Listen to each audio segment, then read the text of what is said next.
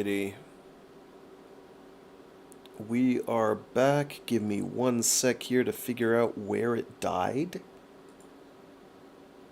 I had a big network hiccup.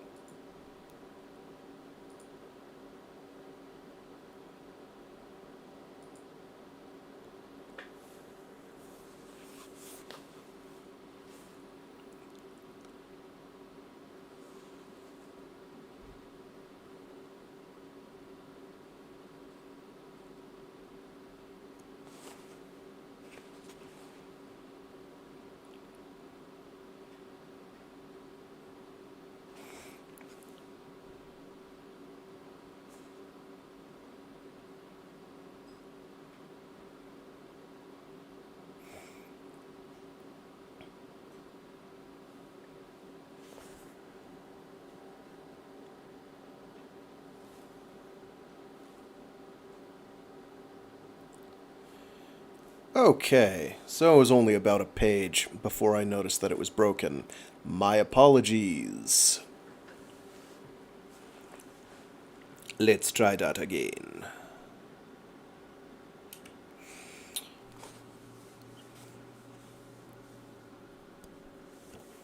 I said begrudgingly.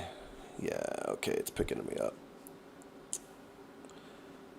Good, things are working.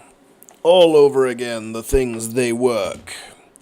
I said, begrudgingly, that wasn't your fault, and I'm grateful for what you did, even if saving my life wasn't the point.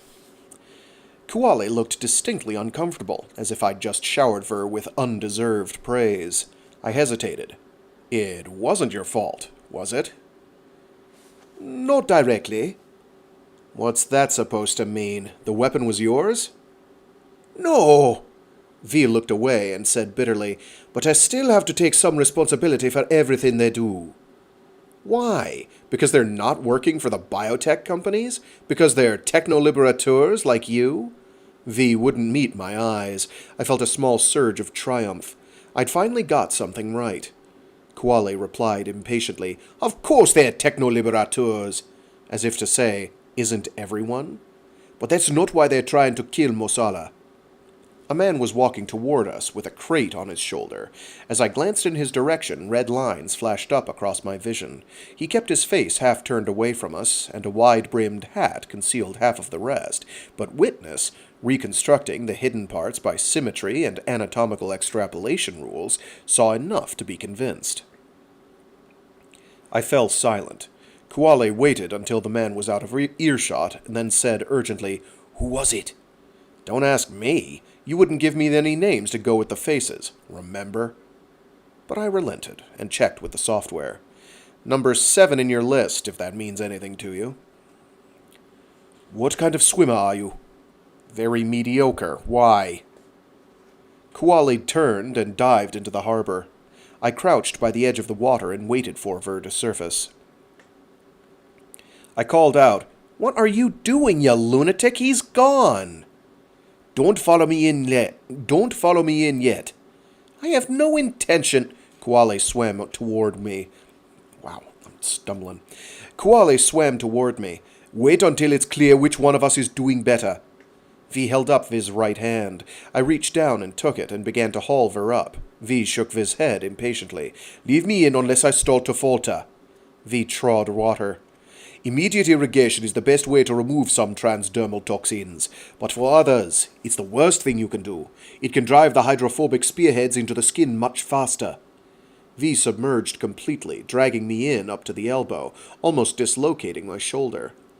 When V surfaced again, I said, What if it's a mixture of both? Then we're fucked. I glanced toward the loading bay. I could go and get help. In spite of everything I'd just been through, no doubt thanks to a passing stranger with an aerosol, part of me still flatly refused to believe in invisible weapons. Or maybe I just imagined that some principle of double jeopardy meant that the molecular world had no more power over me, no right to a second attempt to claim me. Our presumed assailant was walking calmly off into the distance. It was impossible to feel threatened. Kuwale watched me anxiously. How are you feeling? Fine, except you're breaking my arm. This is insane. My skin began to tingle. Kuwale groaned, a worst expectations come true sound. Your turn in blue, get in! My face was growing numb, my limbs felt heavy. And drown? I don't think so. My speech sounded slurred. I'd lost all feeling in my tongue. I'll hold you up. No! Climb out and get help. You don't have time. V yelled toward the loading bay. V's cry sounded weak to me. Either my hearing was fading, or V'd inhaled enough of the toxin to affect V's voice. I tried turning my head to see if there was any response. I couldn't. Cursing my stubbornness, Kuwale raised herself up and dragged me over the edge. I sank. I was paralyzed and numb, unsure if we were still connected. The water would have been transparent if not for the air bubbles. It was like falling through flawed crystal. I desperately hoped that I wasn't inhaling. It seemed impossible to tell. Bubbles drifted past my face in contradictory, wavering streams, refusing to define the vertical. I tried to orient myself by the gradient of light, but the cues were ambiguous. All I could hear was my heart pounding, slowly, as if the toxin was blocking the pathways that should have had it racing in agitation. I had a weird sense of déjà vu, with no feeling in my skin. I felt... oh, there's a semicolon there. I had a weird sense of déjà vu. With no feeling in my skin, I felt no wetter than when I'd stood on dry land, watching the image from the tunnel diver's camera. I was having a vicarious experience of my own body. The bubbles suddenly blurred, accelerated. The turbulence around me grew brighter. Then, without warning, my face emerged into the air, and all I could see was blue sky. Kuwale shouted in my ear, "Are you okay? I've got you now. Try to relax." V sounded distant. All I could manage was an indignant grunt. "A couple of minutes, and we should be safe. My lungs are affected, but I think that's passing." I stared up into the unfathomable sky, drowning in reverse. Kuwale splashed water over my face. I was improving. At least I could tell that I was swallowing most of it. I coughed angrily. My teeth started chattering. The water was colder than I'd imagined. "Your friends are pathetic. One amateur burglar, caught out by a backup alarm. Cholera that gets confused by a melatonin patch. Toxins that wash off in seawater. Violet Masala has nothing to fear." Someone grabbed my foot and dragged me under.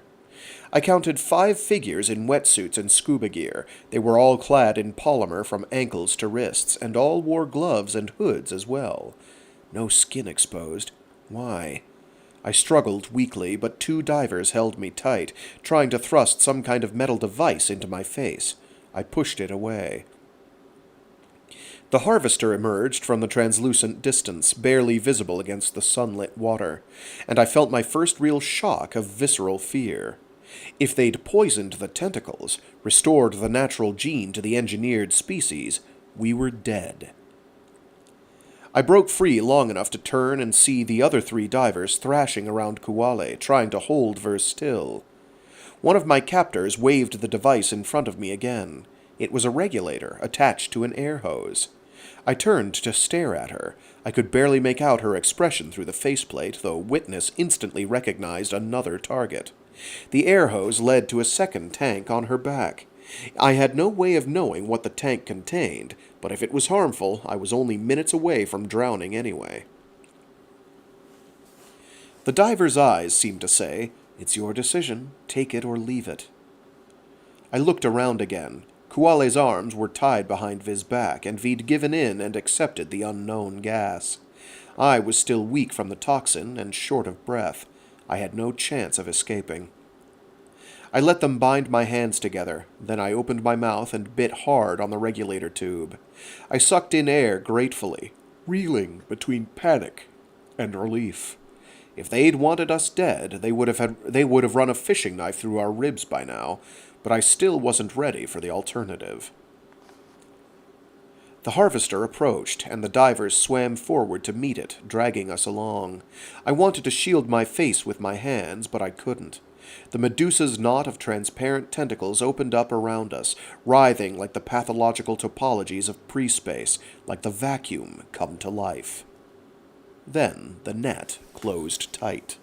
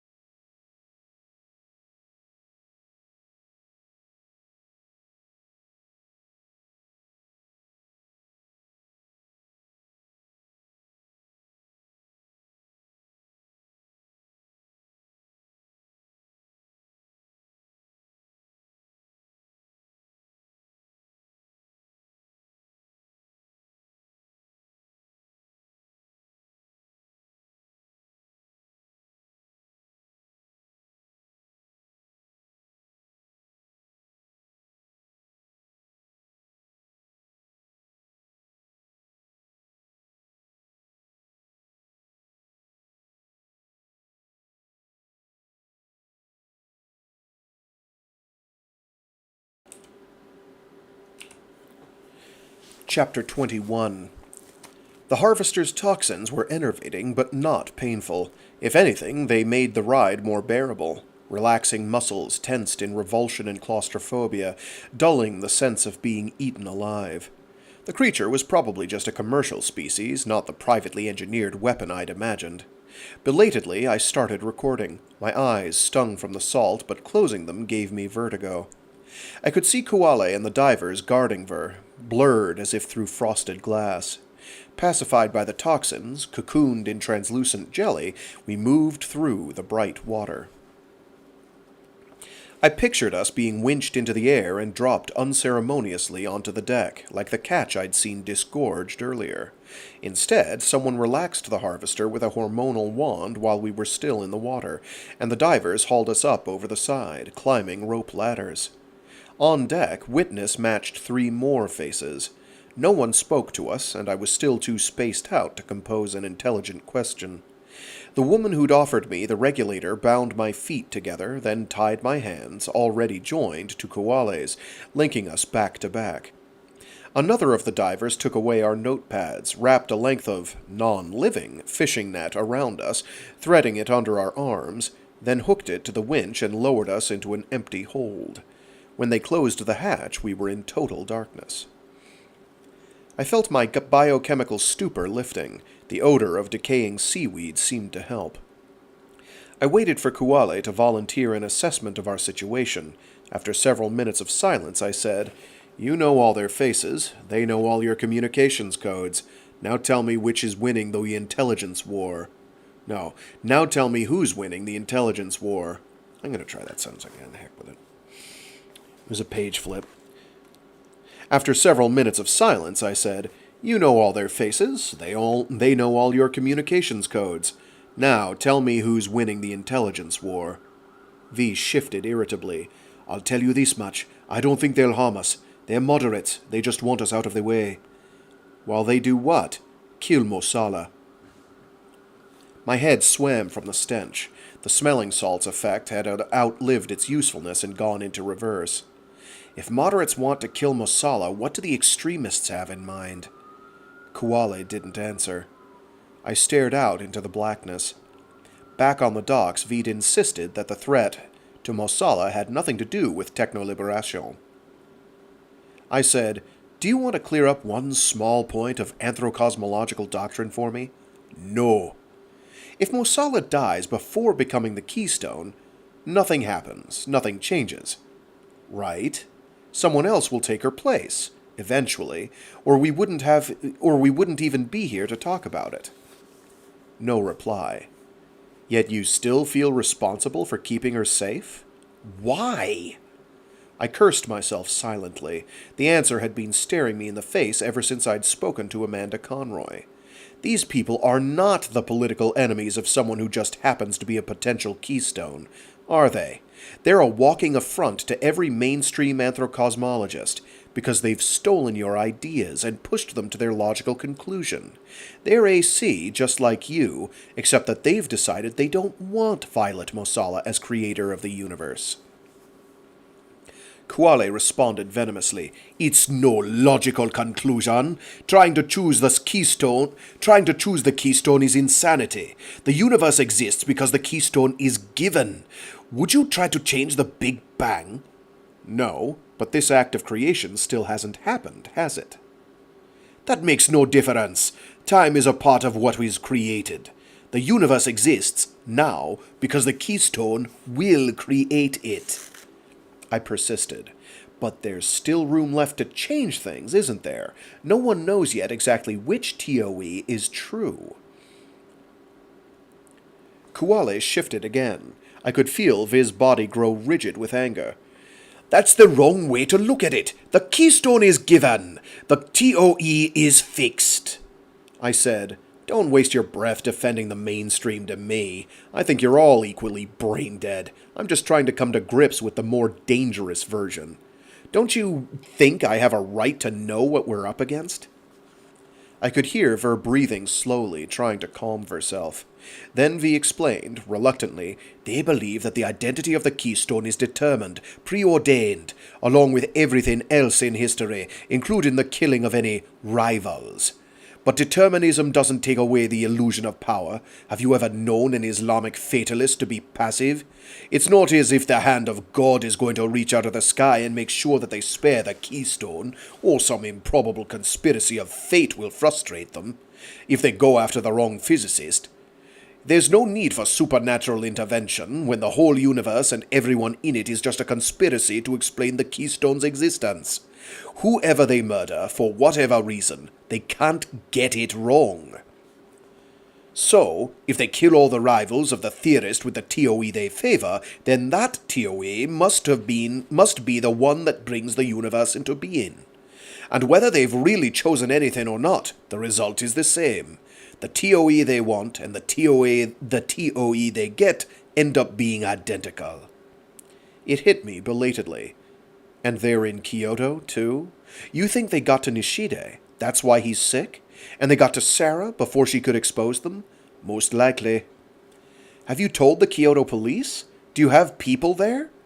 I stopped. V could hardly discuss countermeasures when we were almost certainly being monitored. I said wearily, what's so wonderful about Buzzo's TOE anyway? Kuwale was derisive. They think it leaves open a chance of access to other universes, seeded from pre-space by other Big Bangs. Mosala and Nishide both rule that out completely. Other universes might still exist, but they are unreachable. Black holes, wormholes in their TOEs all lead back to this one cosmos. And they're willing to kill Mosala and Nishide because one universe isn't enough for them? Kuwale protested sardonically. Think of the infinite reaches we'd be throwing away if we chose a self-contained cosmos. Take a long-term perspective. Where would we flee to when the big crunch came? 1 or 2 lives is a small price to pay for the future of all humanity, isn't it? I thought of Ned Landers again, trying to step outside the human race in order to take control of it. You couldn't step outside the universe, but out-explaining every TOE theorist with anthrocosmology and then playing choose-your-own-creator came close. Kuwale said despondently, maybe Mosala is right to despise us, if this is where our ideas have led. I wasn't going to argue. Does she know? That there are ACs who want to kill her? She does and she doesn't. Meaning what? We've tried to warn her, but she loathes even the mainstream so passionately that she won't take the threat seriously. I think she thinks bad ideas can't touch her. If anthrocosmology is nothing but superstition, it has no power to harm her. Tell that to Giordano Bruno. My eyes were adapting to the darkness. I could see a faint strip of light on the floor of the hold in the distance. I said, have I missed something? Or have we been talking all this time about the people you call moderates? Kuwale didn't reply, but I felt Ver move, slumping forward as if in a final surrender to shame. What do the extremists believe? Break it to me gently, but break it to me now. I don't want any more surprises. Kuwale confessed miserably. You might say they hybridized with the ignorance cults. They're still ACs in the broadest sense. They believe that the universe is explained into being, but they believe it's possible and desirable to have a universe without any TOE at all, without a final equation, a unifying pattern. No deepest level, no definitive laws, no unbreakable proscriptions, no end to the possibility of transcendence. But the only way to guarantee that is to slaughter everyone who might become the keystone.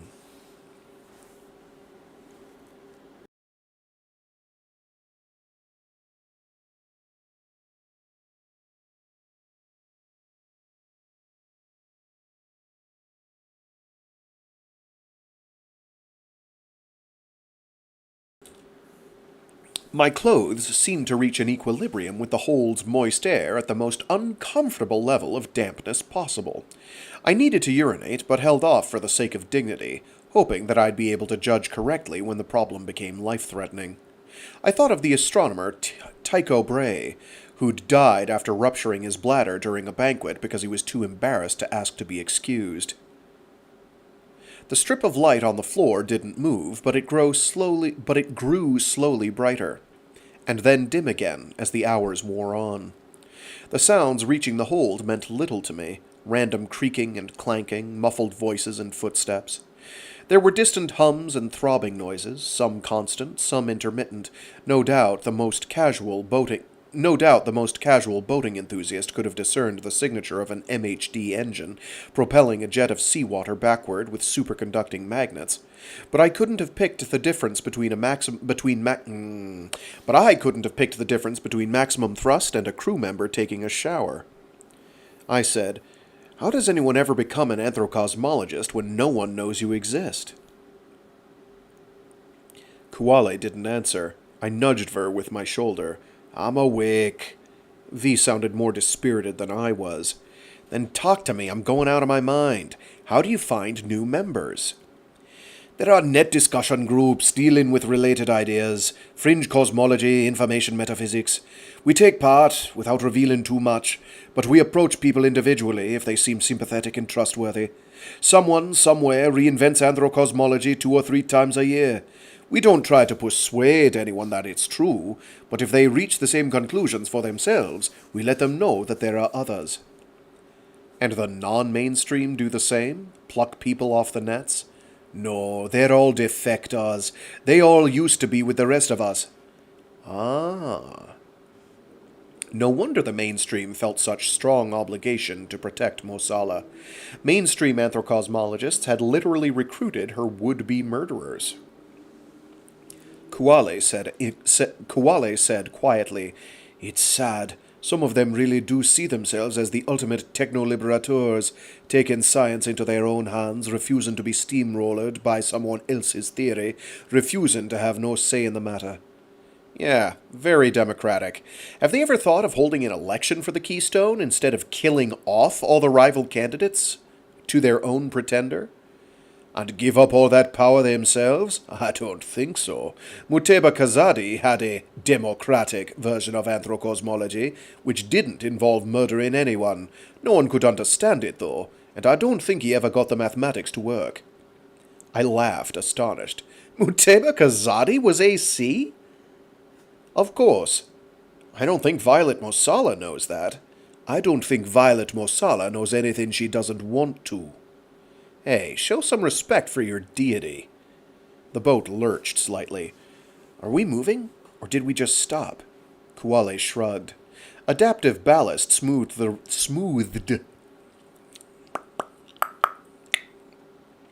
Adaptive ballast smoothed the ride so thoroughly that it was almost impossible to judge what was going on. I'd felt no wave motion in all the time we'd been aboard, let alone the subtle accelerations of the journey. I said, "Do you know any of these people, personally?" "No, they all left the mainstream before I joined." "So you can't really be sure how moderate they are." "I'm sure of the faction they belong to, and if they were going to kill us, we'd be dead." There must be good and bad places for disposing of corpses, points where illegal discharge is least likely to wash ashore, computable by any half-decent piece of marine navigation software. The boat lurched again, then something struck the hull. It resonated all around us, setting my teeth on edge. I waited, tensed. The sound died down, and nothing followed. I struggled to fill the silence. "Where are you from? I still can't place the accent." Kuwale laughed wearily. "You'd be wrong if you could. I was born in Malawi, but I left when I was 18 months old. My parents were diplomats, trade officials. We traveled all over Africa, South America, and the Caribbean." "Do they know you're on stateless?" "No. We parted company 5 years ago, when I migrated." "To Asex. 5 years ago? How old were you?" 16. "Isn't that too young for surgery?" I was, still, only guessing, but it would take more than superficial androgyny to split up most families. "Not in Brazil." "And they, took it badly?" V said bitterly. "They didn't understand. Techno-liberation, Asex, everything that mattered to me, none of it made sense to them. Once I had a mind of my own, they started treating me like some kind of alien foundling. They were highly educated, highly paid, sophisticated, cosmopolitan traditionalists. They were still tied to Malawi, and to one social stratum and all its values and prejudices, wherever they went. I had no homeland. I was free." V laughed. "Travel shows up the invariants. The same hypocrisies repeating themselves over and over. By the time I was 14, I had lived in 30 different cultures, and I'd figured out that sex was for dumb conformists." That almost shut me up. I asked tentatively, "You mean gender or intercourse?" "Both." I said, "Some people need both. Not just biologically. I know you can switch that off. But for identity. For self-esteem." Kuwale snorted, highly amused. "Self-esteem is a commodity invented by 20th century personal growth cults. If you want self-esteem, or an emotional center, go to Los Angeles and buy it." V added, more sympathetically, "What is it with you Westerners? Sometimes it sounds to me like all the pre-scientific psychology of Freud and Jung, and all its market-driven U.S. regurgitations, has hijacked your language and culture so completely that you can't even think about yourselves anymore, except in cult speak.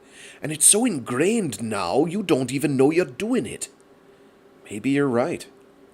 I was beginning to feel unspeakably old and traditionalist myself. If Kuwale was the future, the generation after her was going to be entirely beyond my comprehension. Which was probably no bad thing, but it was still a painful realization.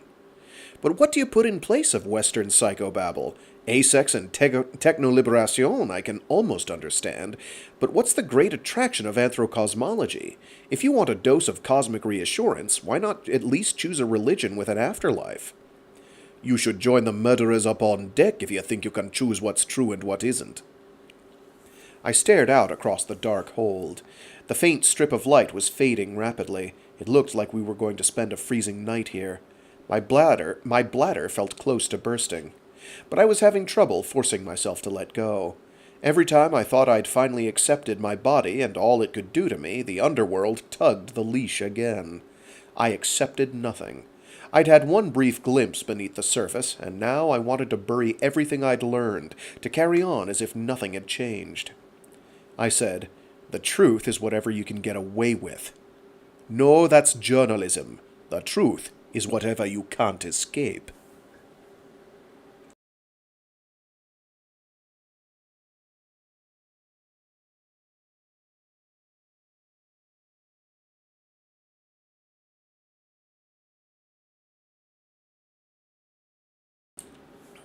I was woken by torchlight in my face and someone jagging an enzyme-coated knife through the polymer net which bound me to Kuwale.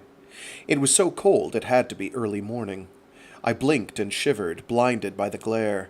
I couldn't see how many people there were, let alone what weapons they carried, but I sat perfectly still while they cut me free, working on the assumption that anything less could earn me a bullet through the brain.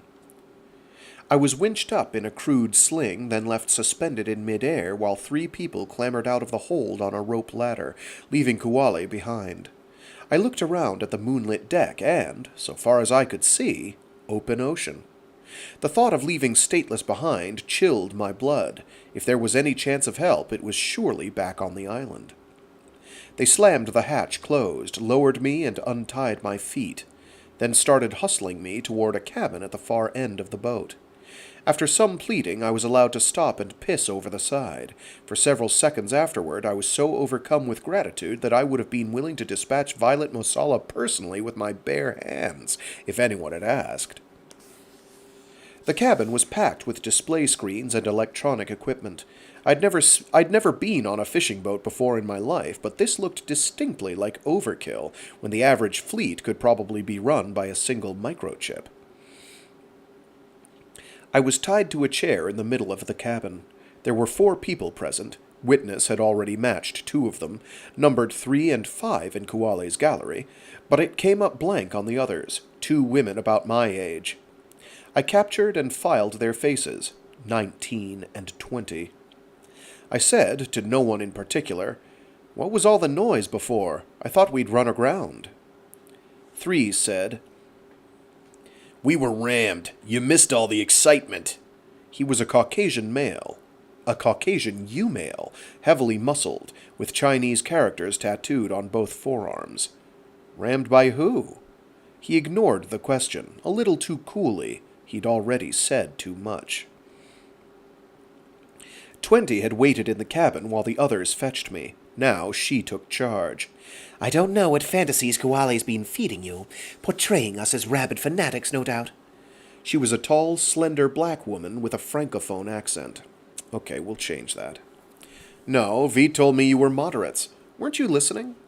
She shook her head innocently, bemused, as if it were self-evident that eavesdropping was beneath her dignity. She had an air of calm authority which unnerved me. I could imagine her instructing the others to do just about anything, while retaining a demeanor of absolute reasonableness. "Moderate, but still heretical, of course," I said wearily. "What do you expect other ACs to call you?" "Forget other ACs. You should make your own judgment, once you've heard all the facts." "I think you blew any chance of a favorable opinion when you infected me with your home-brewed cholera." "That wasn't us." "No?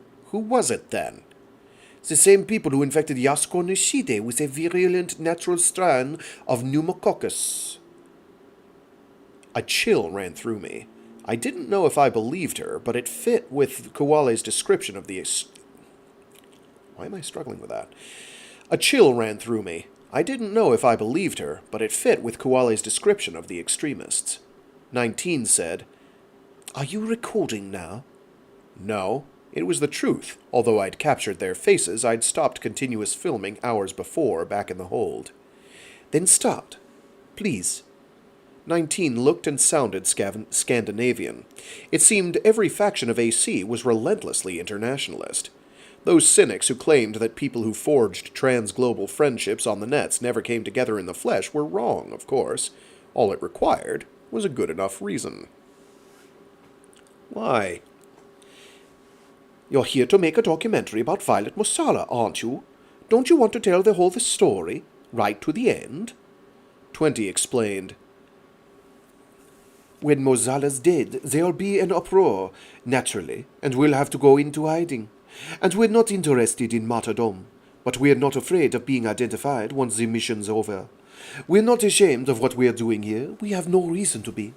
And we want someone objective, non-partisan, trustworthy, to carry our side of the story to the world." I stared at her. She sounded perfectly sincere, and even formally apologetic, as if she were asking for a slightly inconvenient favor. I glanced at the others. 3 regarded me with studied nonchalance. 5 was tinkering with the electronics. 19 stared back, unwavering in her solidarity. I said, "Forget it. I don't do snuff movies." It was a nice line. If I hadn't recalled Daniel Cavallini's interrogation the moment the words were out, I might have had a warm inner glow for hours. 20 put me straight, politely. "No one expects you to film Mosala's death. That would be impractical, as well as tasteless. We only want you to be in a position to explain to your viewers why her death was necessary." My grasp on reality was slipping. In the hold, I'd anticipated torture.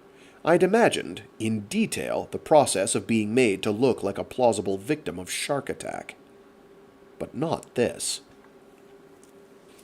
I forced myself to speak evenly. I'm not interested in an exclusive interview with my subject's murderers. The thought crossed my mind that half of CNET's executives would never forgive those words if they ever found out that I'd uttered them. Why don't you take out a paid spot on Technolalia? I'm sure their viewers would give you an unqualified vote of support, if you pointed out that it was necessary to kill Mosala in order to preserve the possibility of wormhole travel to other universes. 20 frowned, unjustly slandered. I knew Kuwale was feeding you poisonous lies. Is that what they told you? I was growing lightheaded, disbelieving. Her obsessive concern with exactly the wrong priorities was surreal. I shouted, "It doesn't matter what the fucking reason is!" I tried to stretch my hands out to implore her to see sense. They were tied firmly to the back of the chair. I said numbly, "I don't know. Maybe you just think Henry Buzzo has more gravitas, more presidential style, a suitably Jehovian manner. Or maybe you think that he has more elegant equations." I very nearly told them what Mosala had told me. Buzzo's methodology was fatally flawed. Their favorite contender could never be the Keystone. I caught myself in time. "I don't care. It's still murder." "But it's not. It's self-defense." "But it's not. It's self-defense." I turned. The voice had come from the doorway of the cabin. Helen Wu met my eyes and explained sadly, "Wormholes have nothing to do with it. Buzzo has nothing to do with it. But if we don't intervene, Violet will soon have the power to kill us all." Well, good day to you too, mate. Thanks for tuning in. Sorry about the technical issues earlier. This time it wasn't the microphone. It was my network decided to cut out, which wasn't totally unexpected, but it should have done it earlier or later. It should not have happened then. Anyway, Violet will soon have the power to kill us all. Dun dun dun! What does that mean? Chapter 22. After Helen Wu entered the cabin, I recorded everything.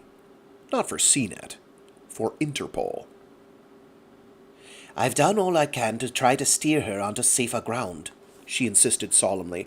"I thought if she understood where she was heading, she'd change her methods, for conventional scientific reasons, for the sake of a theory with physical content, which is what most of her peers expect of a TOE. She raised her hands in a gesture of despair. "Nothing stops Violet. You know that. She absorbed every criticism I offered, and turned it into a virtue. I've only made things worse." 20 said, I don't expect Amanda Conroy even began to convey a true picture of the richness of information cosmology. What did she describe to you? One model only, a keystone creating a perfect, seamless universe, with no observable effects ever violating the TOE? No prospect of seeing through to the metaphysics beneath? That's right. I'd given up expressing outrage. The best strategy I could think of was to play along, let them incriminate themselves as much as they wanted, and cling to the hope that I might still have a chance to warn Mosala. That's only one possibility among millions, and is about as simplistic as the earliest cosmological models of general relativity from the 1920s. Perfectly homogeneous universes, bland and empty as giant toy balloons. They were only studied because anything more plausible was too difficult to analyze mathematically. Nobody ever believes that they described reality. Wu took up the thread. Conroy and her friends are not scientists. They're enthusiastic dilettantes. They seized hold of the very first solution that came along and decided it was everything they wanted. I didn't know about the others, But Wu had a career, a comfortable life, which she was tearing to shreds before my eyes. Maybe the intellectual energy she'd devoted to anthrocosmology had already cost her any success she might have had with ATMs. But now she was sacrificing everything. That kind of perfect, stable cosmos isn't impossible, but it depends entirely on the structure of the theory. The observable physics and the information metaphysics underlying it can only be guaranteed independent and separable under certain rigorous constraints. Mosala's work shows every sign of violating those constraints in the most dangerous manner possible. Wu stared at me for a moment longer, as if trying to judge whether or not she'd hammered home the gravity of the situation. Nothing in her manner betrayed any hint of paranoia or fanaticism.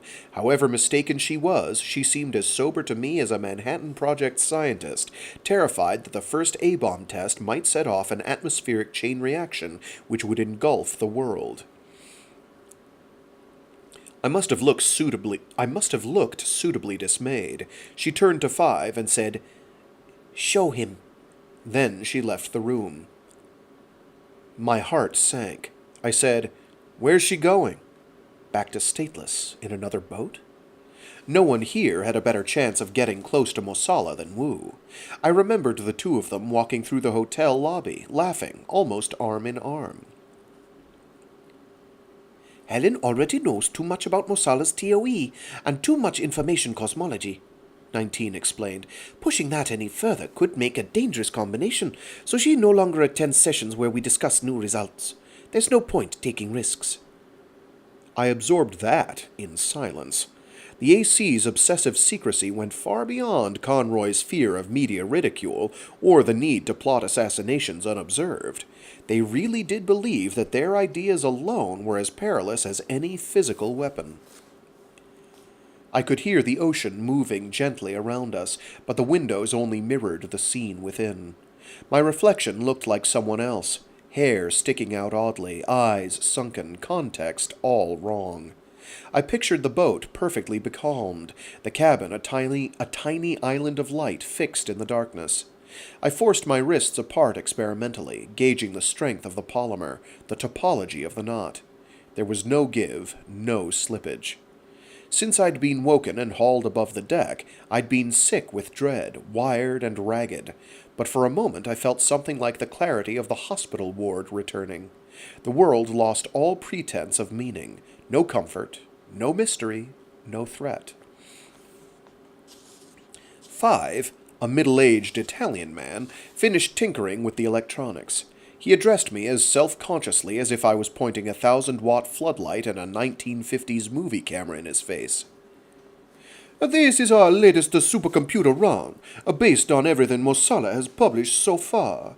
We've deliberately avoided trying to extrapolate to a TOE for obvious reasons, but it's still possible to approximate the effects which might result if the work was ever completed. The largest display screen in the cabin, some 5 meters wide and 3 high, suddenly lit up.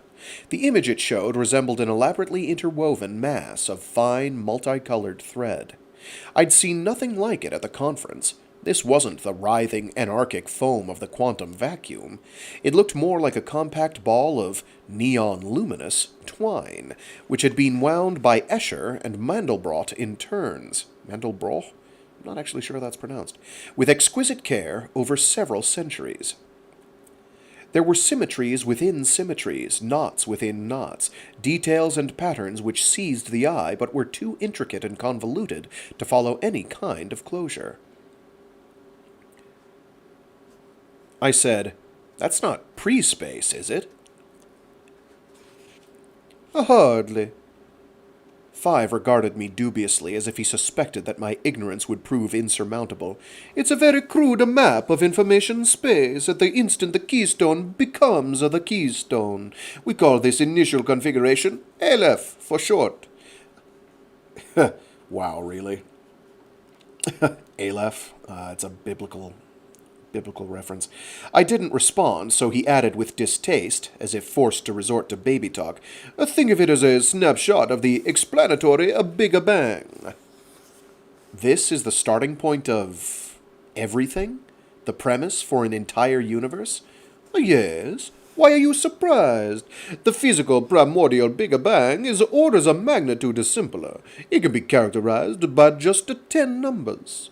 Aleph contains 100, a million times more information. The idea of creating galaxies and DNA out of this is far less outlandish. That remained a matter of opinion. If this is meant to be the contents of Violet Mosala's skull, it doesn't look like any kind of brain map I've ever seen. Five said dryly, I should hope not. It's not an anatomical scan, or a functional neural map, or even a cognitive symbolic network. The Keystone's neurons, let alone Viz's skull, don't even exist yet.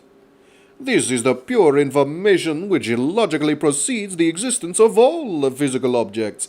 The Keystone's knowledge and memory come first. The brain which encodes them follows. Have I mentioned that my Italian accent is rubbish? My apologies to everyone involved. He gestured at the screen, and the ball of twine exploded, sending brilliant loops arching out into the darkness in all directions. The Keystone is, at the very least, armed with a TOE and aware of both his own existence and a canonical body of observations and experimental results, whether his own or second-hand, which need to be accounted for. If he lacked either the information density or the organizational schema to explain his... If V lacked either the information density or the organizational schema to explain his own existence self-consistently, the whole event would be subcritical. There'd be no universe implied. But given a sufficiently rich Aleph, the process won't stop until an entire physical cosmos is created. Of course, the process never starts or stops in the conventional sense. It doesn't take place in time at all. Successive frames in this simulation simply correspond to increments in logical extension, like steps in a mathematical proof, adding successive layers of consequences to an initial set of premises. The history of the universe is embedded in those consequences like the sequence of a murder, pieced together by pure deduction from evidence at the scene of the crime. As he spoke, the patterns I'd glimpsed on the surface of Aleph were woven and rewoven in the surrounding information vacuum. It was like watching a dazzling new tapestry being created every second from the one beneath, threads picked loose enough to drag a little further than recombined by a million invisible hands. 1,000 subtle variations echoed the original canon, but there were also startling new themes emerging, apparently from nowhere. Intermeshing fractal islands, red and white, drifted apart and recombined, struggled to engulf each other, then melted into an archipelago of hybrids. Hurricanes within hurricanes, violet and gold, spun the thread ever tighter, and then the tiniest vortices counter-rotated, and the whole hierarchy dissolved. Tiny, jagged shards of crystalline silver slowly diffused through all the chaos and regularity, infiltrating and interacting with everything. I said, "This is beautiful technoporn, but what exactly is it meant to be showing?" Five hesitated, but then condescended to point out a few features. This is the age of the Earth, being refined toward a definite value as various geophysical and biological conclusions feed into it.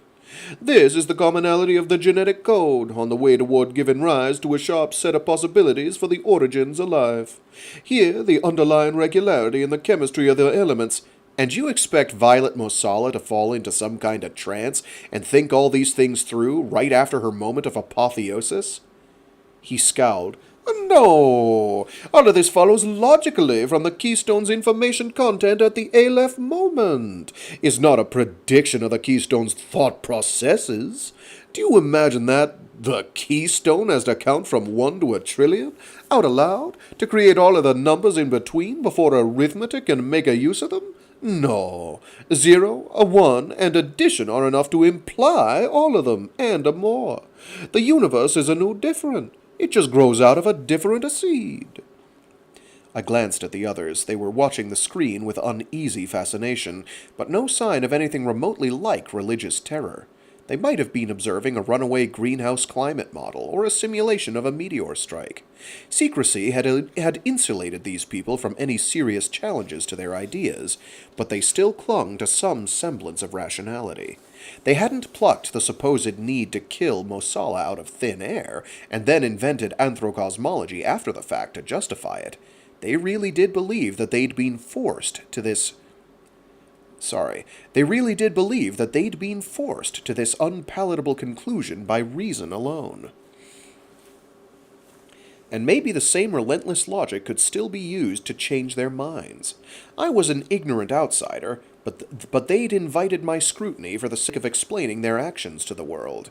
They'd brought me up here so they could argue their case for posterity, but if I accepted their terms as given and argued back at them in their own language, maybe there was still a small chance that I could inject enough doubt to persuade them to spare Mosala.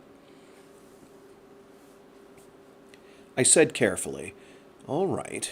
Logical implication is enough. The Keystone doesn't have to think through every last microscopic detail. But wouldn't we still have to sit down, eventually, and at least map out the full extent of whatever Viz TOE implies? And satisfy ourselves that there were no loose ends? That would still be a lifetime's work. Maybe the race to complete the TOE is only the first step in the race to become the Keystone. How can anything be explained into being until the Keystone knows that it's been explained?" 5 cut me off impatiently. A keystone with a TOE inexplicable without all a human history and all prior human knowledge. Oh. A keystone with a TOE is inexplicable without all of human history and all prior human knowledge, and just as every biological ancestor or cousin requires their own quota of time and space to inhabit and observe, their own body, their own food and air, their own patch of ground to stand on, every intellectual predecessor or contemporary requires their own particular explanation of the universe. It all fits together in a mosaic reaching back to the Big Bang. If it didn't, we wouldn't be here. But the Keystone's burden is to occupy the point where all our explanations converge into a kernel concise enough to be apprehended by a single mind.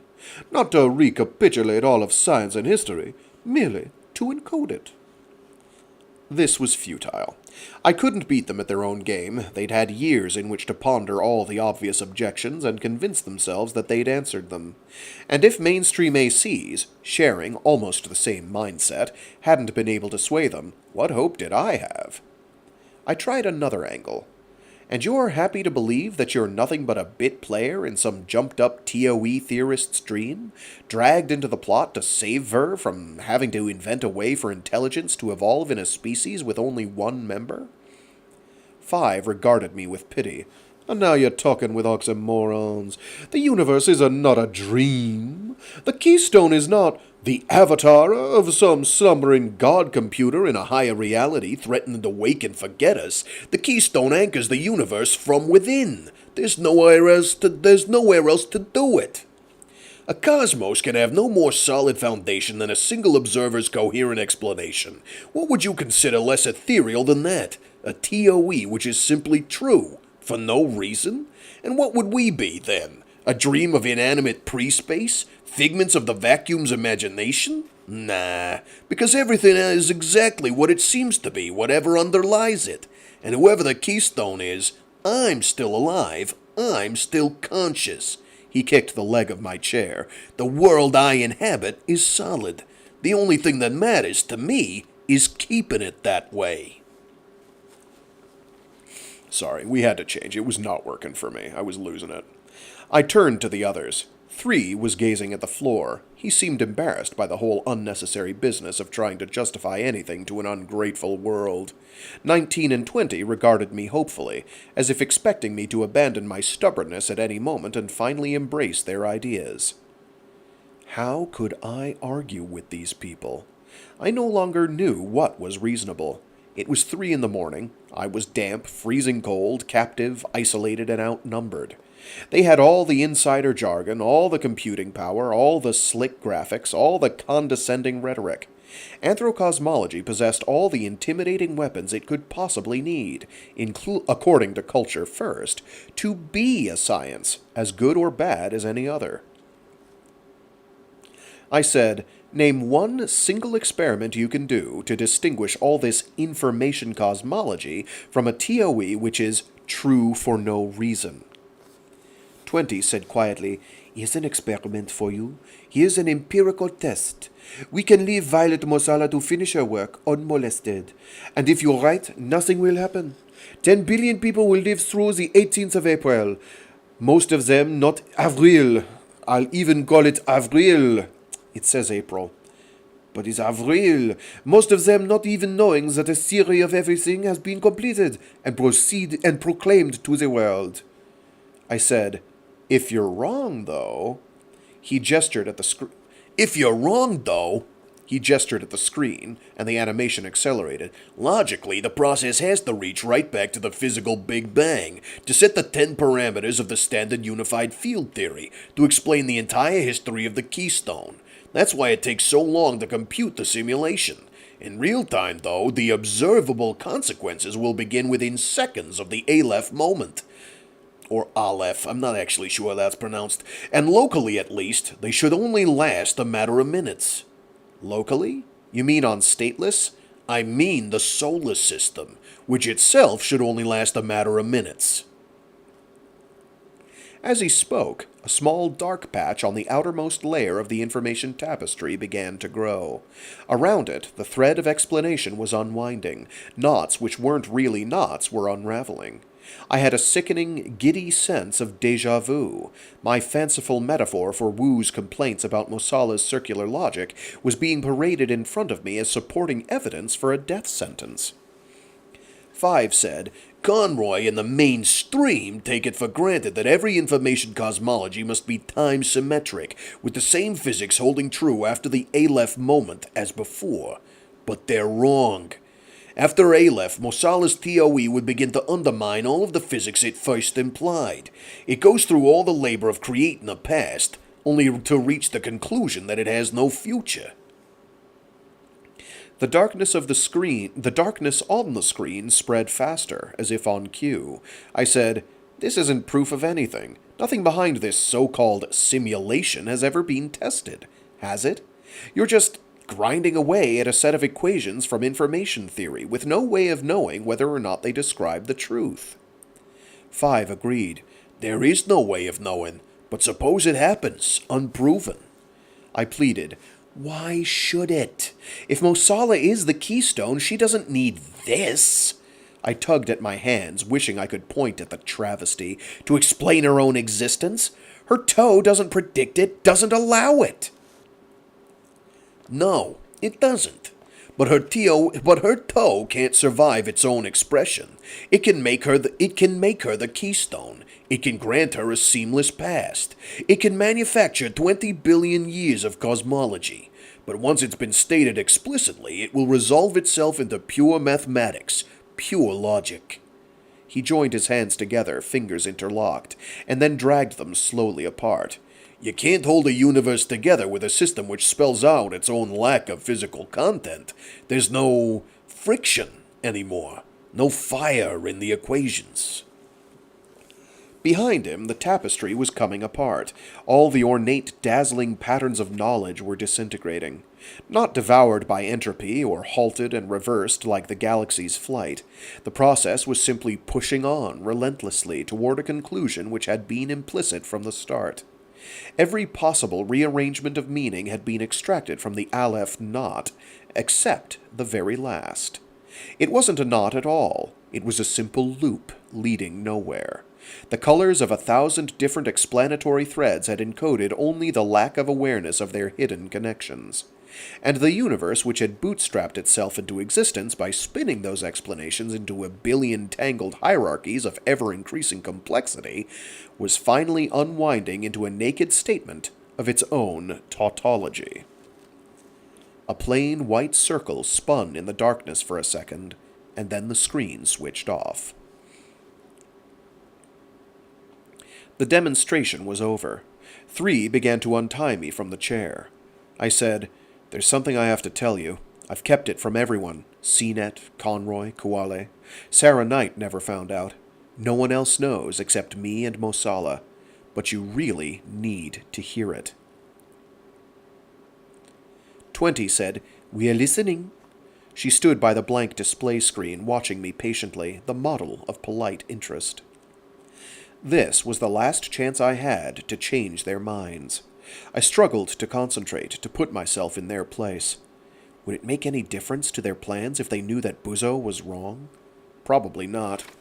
With or without the other candidates to take her place, Mosala would be equally dangerous. If Nishide died, his intellectual legacy could still be pursued, and they'd simply race to protect his successors and to slaughter Mosala's. I said, "Violet Mosala completed her TOE back in Cape Town. The computing she's doing now is all just cross-checking. The real work was finished months ago. So, she's already become the Keystone. And nothing's happened. The sky isn't falling. We're all still here." I tried to laugh. "The experiment you think is too dangerous to risk is already over. And we've survived." 20 continued to watch me, with no change of expression. A wave of intense self-consciousness swept over me. I was suddenly aware of every muscle in my face, the angle of my head, the stoop of my shoulders, the direction of my gaze. I felt like a barely man-shaped lump of clay, which would need to be molded, painstakingly, into a convincing likeness of a human being speaking the truth. And I knew that every bone, every pore, every cell in my body was betraying the effort I was making to fake it. Rule number 1. Never let on that there are any rules at all.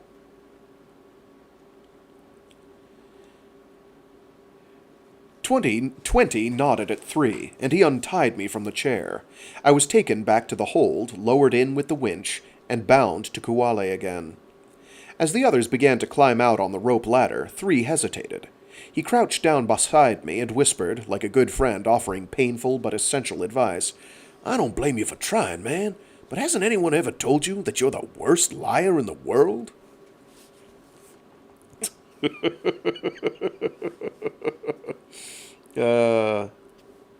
Anyway, that unfortunately is where I have to leave it for today. I know, a short one. I think we'll be back on Sunday? I think. I don't have that as definite yet. When I have a definite schedule, I will post it on the Discord. I'll start actually using the announcements channel. That's probably the better place to put those. I really need to change the channel description in YouTube and whatever the other thing is, Twitch, that I stream to reflect that my schedule is no longer Monday, Wednesday, Friday. Although I do have the try caveat there. Maybe that's adequate. Anyway, things are moving along. Things are intense. We're in quite a bit of a thriller now. Yeah. It's a pretty wild world, a wild setting that our boy, our author, Greg Egan, has put together for this one. This is a fun one. Anyway, I've got to run. Thanks to everyone who tuned in.